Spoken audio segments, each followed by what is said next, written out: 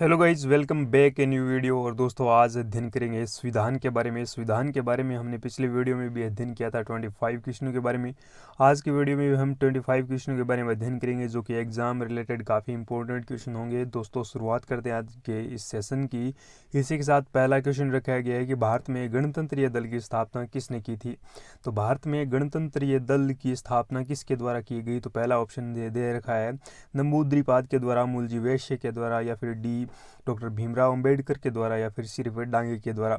दोस्तों, भारत में गणतंत्रीय दल की स्थापना जो करने वाला व्यक्ति है वो रहेगा doctor Bhimrao Ambedkar. Option number यहाँ पर सी करेक्ट रहेगा।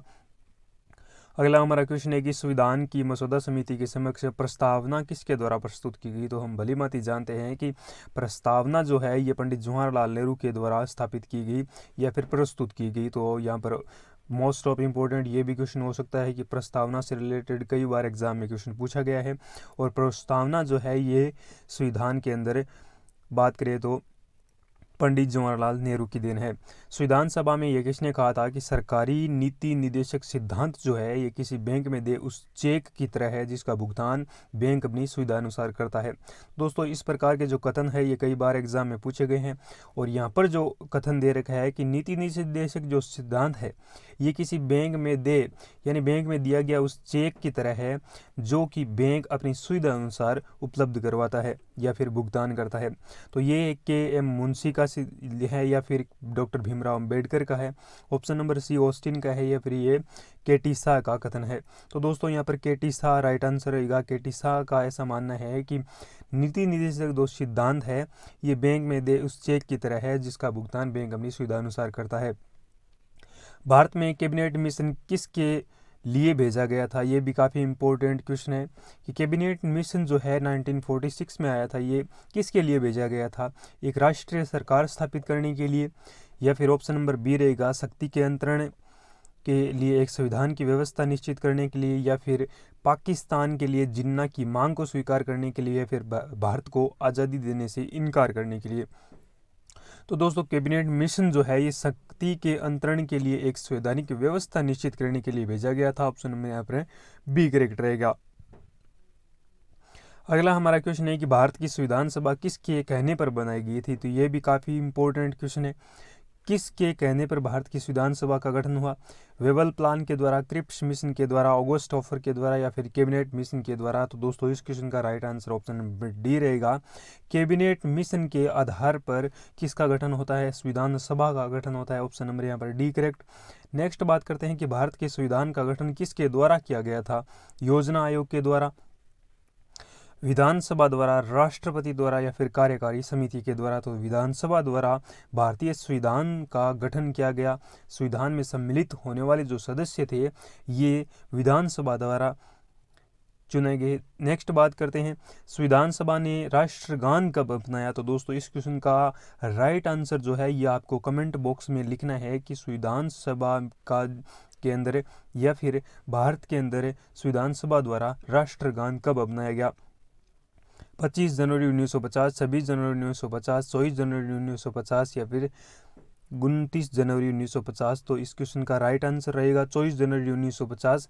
जिस क्वेश्चन का आपको कमेंट बॉक्स में आंसर लिखना है वो क्वेश्चन नेक्स्ट रहेगा।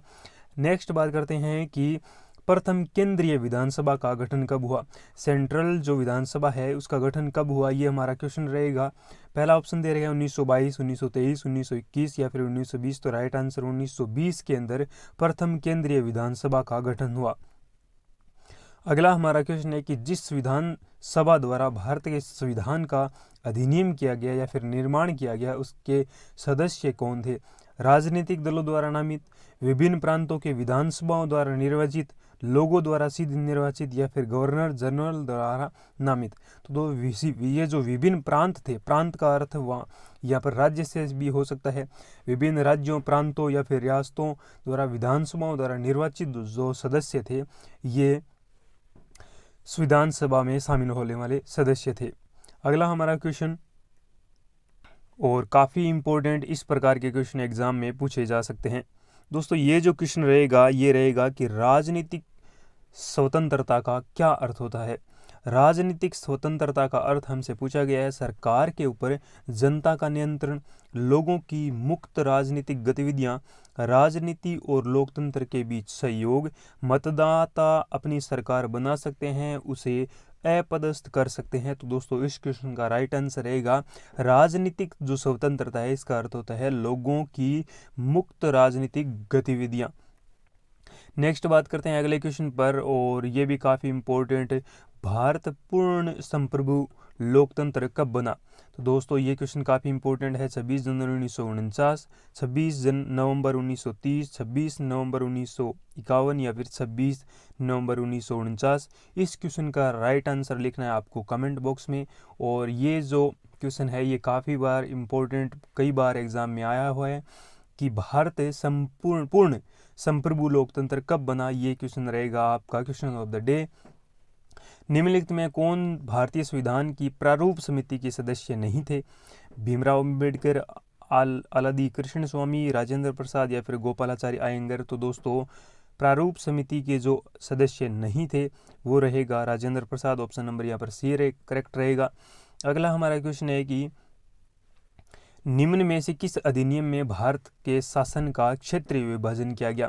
क्षेत्र विशेष तो विभाजन के बारे में अध्ययन करें तो ये हमारा कौन सा अधिनियम आया था ब्रिटिश सरकार का जिससे क्षेत्रीय विभाजन हुआ? भारत सरकार अधिनियम 1858, भारत परिषद अधिनियम 1861, भारत परिषद अधिनियम 1892 या फिर भारत सरकार अधिनियम 1861। तो दोस्तों इस क्वेश्चन का राइट आंसर रहेगा वो ऑप्शन नंबर ए रहेगा, भारत सरकार अधिनियम 1858 में जो आया था ये क्षेत्रीय विभाजन का प्रमुख कारण रहा था। किसी भी क्षेत्र का विभाजन जो हुआ था ये भारत सरकार अधिनियम 1858 के अंतर्गत हुआ था। अगला हमारा क्वेश्चन रहेगा कि निम्नलिखित में से किसने सबसे पहले 1935 में संविधान सभा का सुझाव प्रस्तुत किया था? तो सुझाव प्रस्तुत जो है ये 1935 के अंदर करने वाला वह व्यक्ति कौन था?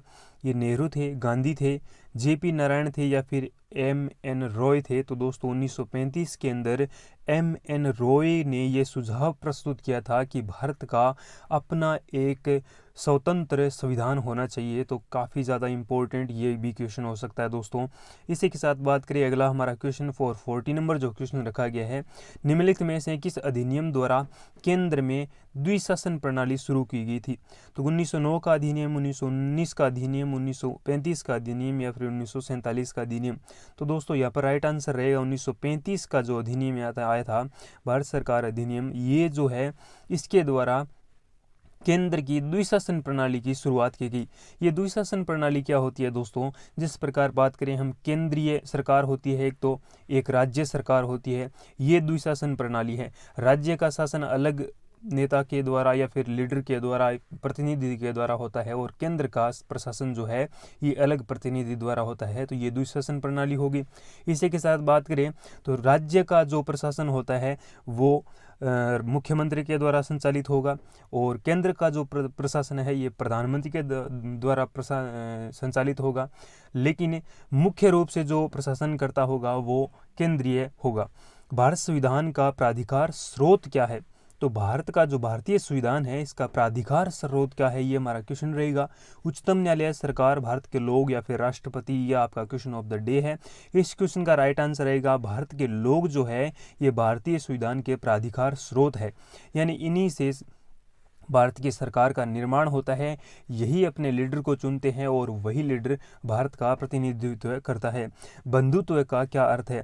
तो दोस्तों ये इस प्रकार के जो शब्द होते हैं इनका भी अर्थ हमें पता होना चाहिए। बंधुत्व जो होता है इसका क्या अर्थ हो रहेगा, ये हमारा क्वेश्चन है। भाईचारे की भावना, पितातुल्य का व्यवहार या फिर एकता एवं अखंडता, आर्थिक न्याय का निरसन? तो दोस्तों बंधुत्व का अर्थ हम भलीभांति जानते हैं, जो भाईचारा की जो भावना होती है ये बंधुत्व होता है। ऑप्शन नंबर यहाँ पर ए करेक्ट रहेगा।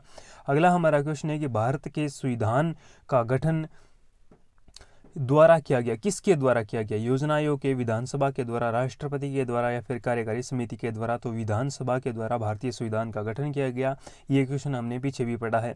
अगला हमारा क्वेश्चन रहेगा, निम्नलिखित में मसौदी समिति के अध्यक्ष कौन थे। तो ये मसौदा समिति के अध्यक्ष हमने देखा कि प्रस्तावना किसने रखी, तो प्रस्तावना जो है ये पंडित जवाहरलाल नेहरू ने रखी थी। और ये जो मसौदा समिति है इसके अध्यक्ष कौन थे, लॉर्ड माउंटबेटन या फिर डॉक्टर राजेंद्र प्रसाद, डॉक्टर भीमराव अंबेडकर या फिर पंडित जवाहरलाल नेहरू। दोस्तों इस क्वेश्चन का राइट आंसर रहेगा वो रहेगा option number C, doctor Bhimrao Ambedkar को मसौदे समिति का अध्यक्ष बनाया गया था। और इसी मसौदे समिति के समक्ष पंडित जवाहरलाल नेहरू के द्वारा भारतीय जो संविधान है इसके सामने प्रस्तावना को रखने का ये मांग की गई थी। भारतीय संविधान में कितने भाग है, 12 भाग, 22 भाग, 18 भाग या फिर 25 भाग। दोस्तों हम भली भांति जानते हैं कि भारतीय संविधान में कितने भाग है। तो दोस्तों यहाँ पर राइट आंसर रहेगा वो रहेगा ऑप्शन नंबर डी, भारतीय संविधान में वर्तमान में कुल 22 भाग है। ऑप्शन नंबर यहाँ पर बी करेक्ट रहेगा, 22 भागों से निर्मित है भारतीय संविधान। यहाँ पर ये मिस प्रिंटिंग हुआ है। प्रारूप समिति के अध्यक्ष कौन थे, doctor Rajendra Prasad, doctor Bhimrao Ambedkar, Mahatma Gandhi, M.A. जिन्ना। तो दोस्तों इस क्वेश्चन का राइट आंसर रहेगा डॉक्टर भीमराव अंबेडकर जो है ये प्रारूप समिति के अध्यक्ष थे। और प्रारूप समिति में डॉक्टर राजेंद्र प्रसाद शामिल नहीं थे, ये हमने क्वेश्चन पीछे पढ़ा है।